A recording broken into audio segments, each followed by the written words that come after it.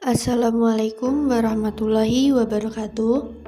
Kali ini kami dari kelompok 2 mata kuliah Matematika Asuransi Syariah akan menjelaskan tentang Gharar dan Maisir dengan anggota kelompok 2 yaitu Rizky Ayu Rahmaningsih, Wiwi Hanifatus Sholihah, Fitriyati Hamidah, dan Lika Rahma.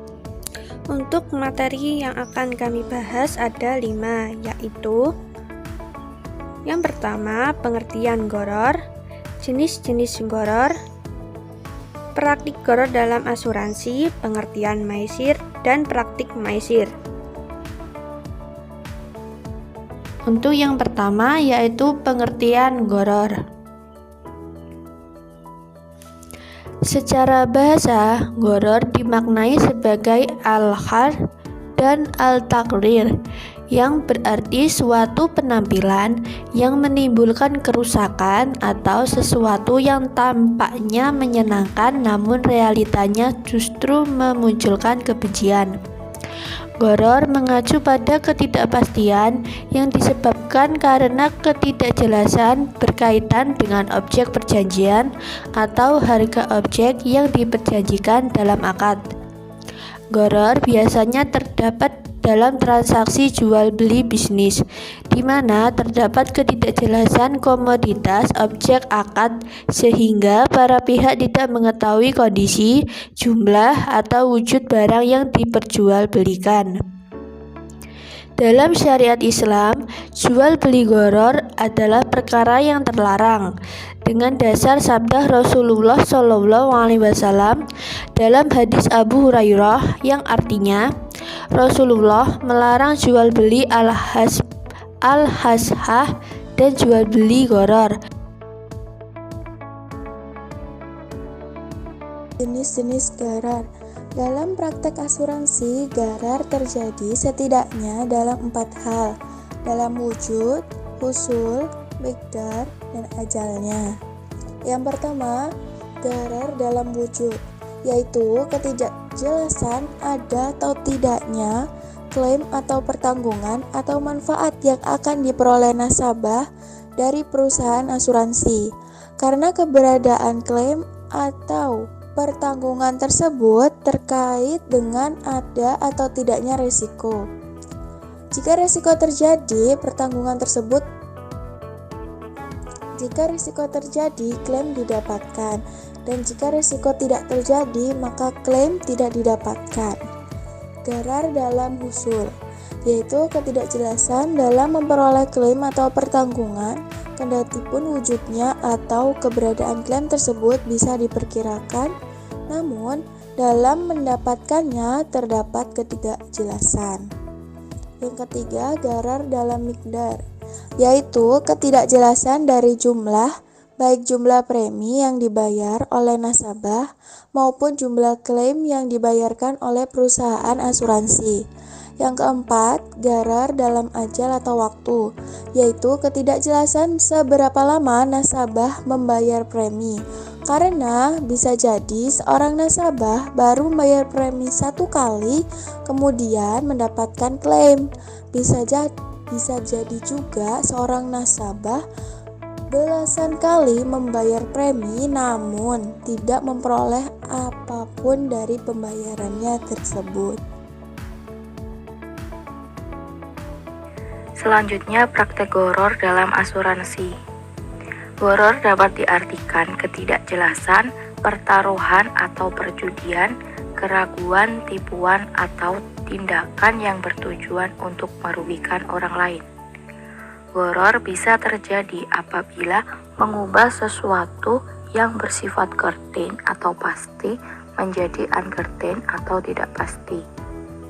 Sedangkan asuransi merupakan bentuk pertanggungan yang dilakukan antara satu pihak dengan pihak lain.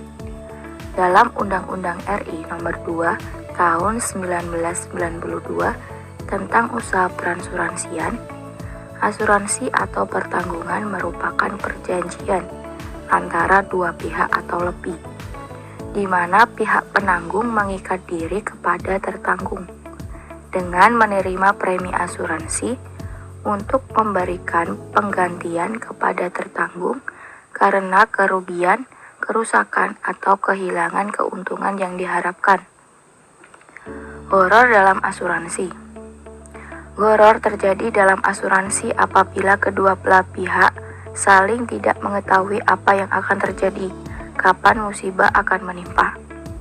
Kontrak yang dilakukan pada kondisi tersebut adalah suatu kontrak yang dibuat berdasarkan pengandaian semata. Hal inilah yang disebut gharar atau ketidakjelasan yang dilarang dalam syariat Islam. Karena bentuk dari kontrak tersebut akan mengakibatkan terjadinya saling menzolimi. Meskipun kedua belah pihak saling meridhoi, kontrak tersebut secara zatnya tetap termasuk dalam kategori gharar yang diharamkan. Selanjutnya ada beberapa praktek gharar dalam asuransi. Salah satunya di sini yang pertama, seseorang peserta ia tidak mengetahui apakah bisa mendapatkan klaim atau tidak. Karena bisa tidaknya mendapatkan klaim tergantung dari resiko yang menimpanya. Sementara pembayaran preminya adalah mutlak dan pasti, sedangkan mendapatkan klaimnya tidak pasti. Nah, contoh seperti ini merupakan gharar dalam husul atau merealisasikan atau memperolehnya. Kemudian yang kedua, misalnya dalam asuransi jiwa. Bisa jadi seseorang nasabah membayar premi sebanyak 17 kali selama 17 tahun. Namun ia tidak mendapatkan klaim sama sekali dikarenakan tidak adanya resiko yang menimpanya. Dan bisa juga seseorang baru membayar premi 1 kali namun mendapatkan klaim, misalnya 50 juta, dikarenakan adanya resiko yang menimpa dirinya. Contoh seperti ini dapat digolongkan ke dalam gharar dalam miqdar atau jumlah pembayaran. Kemudian yang ketiga, jika seseorang mengambil paket asuransi 10 tahun dengan besar uang pertanggungan misalnya 10 juta. Apabila pada tahun keempat orang yang bersangkutan meninggal dan baru membayar premi sebesar 4 juta, maka ahli warisnya mendapatkan jumlah yang penuh, yaitu 10 juta. Pertanyaannya yang muncul, dari mana sisa 6 juta yang diperoleh? Uang 6 juta yang didapatkan ahli waris tersebut merupakan bentuk gharar. Yang keempat, misalnya pada BPJS Kesehatan. Di dalam formulir pendaftaran disebutkan bahwa peserta membayar iuran sebagai hibah yang diikhlaskan untuk menolong peserta lain yang membutuhkan. Peserta juga memberikan kuasa kepada BPJS Kesehatan untuk mengelola dana amanat milik seluruh peserta. Atas kuasa pengelolaan dana, BPJS Kesehatan berhak mendapatkan dana operasional. Bila melihat akad tersebut, tidak ada yang aneh dan tidak perlu ditolak. Dan memang begitulah praktek dalam BPJS. Namun demikian, akad tersebut perlu dimunculkan. Juga akad-akad lain seperti akad BPJS dengan pihak lain untuk menguasakan pengelolaan investasi. Tersebut akad dengan penyedia fasilitas kesehatan. Selanjutnya yang kelima yaitu pada asuransi pendidikan anak. Misalnya premi yang dibayar per tahun adalah 6 juta dan sudah dibayar selama 3 kali, sehingga totalnya ada 18 juta. Namun di tahun pertama ada biaya sebesar 75% dan 20%-nya dijadikan sebagai investasi. Sehingga pada pembayaran premi pertama sebesar 6 juta tadi sejumlah 4.500.000-nya dijadikan sebagai biaya dan hanya 1.500.000 sebagai investasi. Di tahun kedua dan seterusnya 100% sudah dijadikan investasi. Singkat ceritanya, dari 18 juta yang ada yang sudah disetorkan tadi hanya tinggal 10 juta dana yang tersedia sekarang. Dan jika dana tersebut ditarik, maka ada biaya pembatalan polis sebesar 70%. Sehingga hanya akan ada sebesar 3 juta dari 18 juta dana yang sudah disetorkan tadi. Nah, contoh seperti ini merupakan gharar karena terdapat kerugian atau merugikan pihak lain. Selanjutnya yaitu pengertian maisir.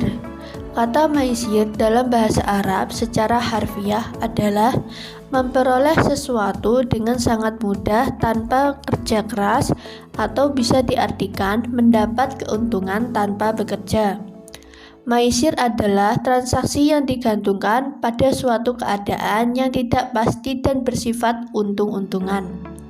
Menurut Muhammad Ayub, maisir dimaksudkan sebagai permainan untung-untungan atau game of chance. Dengan kata lain, yang dimaksud dengan maisir adalah perjudian. Syara telah melarang perjudian dengan tegas, bahwa Syara memandang bahwa harta yang dikembangkan dengan jalan perjudian bukanlah termasuk hak milik Allah. Ciri umum transaksi maisir adalah unsur spekulatif, berupa pengumpulan harta dari semua pemain dengan kesepakatan bahwa pemenang akan mengambil seluruh atau sebagian harta milik pihak lain yang berpartisipasi, sehingga keuntungan hanya dirasakan oleh salah satu pihak, yaitu pihak pemenang. Terdapat beberapa unsur yang harus dipenuhi agar suatu transaksi dianggap mengandung maisir, yaitu yang pertama, adanya taruhan harta atau materi. Taruhan merupakan tindakan yang bergantung pada suatu kondisi tidak pasti, dengan disertai resiko kerugian bagi salah satu pihak dan keuntungan bagi pihak pemenang. Misalnya, pertaruhan sejumlah uang supporter dalam permainan sepak bola. Yang kedua, yaitu adanya permainan untuk menentukan siapa yang menang, yakni mempertaruhkan uang atau harta terhimpun dengan tujuan memakan harta orang lain. Hal ini berbeda dengan bisnis, karena taruhan berupa resiko yang disertai adanya kerja keras untuk mencapai target. Yang ketiga, yaitu pihak pemenang akan mengambil harta atau materi pihak kalah. Maisir memberikan hak kepada pemenang untuk mengambil harta pihak yang dikalahkannya. Hal ini tentu menimbulkan kerugian pada keduanya, tidak saling memberi manfaat satu sama lain. Contohnya, yaitu seperti game online dengan konsep taruhan seperti high domino. Taruhan dalam bentuk tokel dengan skema transaksi pembelian kupon yang menebak beberapa digit angka. Praktik maisir dalam asuransi. Dalam bisnis modern saat ini, banyak sekali yang mengandung unsur yang sangat dilarang dalam perekonomian Islamiyah, salah satunya yaitu maisir. Hal ini terjadi tidak lepas dari keinginan para pelaku bisnis untuk mendapatkan keuntungan yang besar, cepat, dan mudah. Salah satu contohnya yaitu industri asuransi. Suatu penyelidikan sementara terhadap bisnis asuransi konvensional menunjukkan bahwa asuransi tersebut sangat menyerupai perjudian, dan perusahaan-perusahaan asuransi sama halnya dengan bank taruhan karena menerima premi dari peserta asuransi, membayar klaim kerugian risiko atau kematian pada penderita. Dan sejumlah ahli ekonomi telah menyatakan bahwa asuransi konvensional adalah suatu bentuk perjudian atau spekulasi. Oleh karena itu, asuransi konvensional tidak dapat dianggap sebagai aktivitas yang berlatar kerjasama. Maisir dalam asuransi konvensional terjadi dalam 3 hal. Pertama, ketika seorang pemegang polis mendadak terkena musibah sehingga memperoleh hasil klaim, padahal baru sebentar menjadi klien asuransi dan baru sedikit membayar premi. Jika ini terjadi, nasabah diuntungkan. Kedua, sebaliknya, jika hingga akhir masa perjanjian tidak terjadi sesuatu, sementara ia sudah membayar premi secara penuh atau lunas, maka perusahaanlah yang diuntungkan. Yang terakhir, apabila pemegang polis dengan sebab-sebab tertentu membatalkan kontraknya sebelum masa reserving period, maka yang bersangkutan tidak akan menerima kembali uang yang telah dibayarkan atau cash value, kecuali sebagian kecil saja, bahkan uangnya dianggap hangus. Itu tadi materi yang dapat kami sampaikan tentang materi gharar dan maisir. Semoga penyampaian materi dari kami dapat bermanfaat. Sekian dari kami kelompok 2, ada kurang lebihnya kami mohon maaf. Wassalamualaikum warahmatullahi wabarakatuh.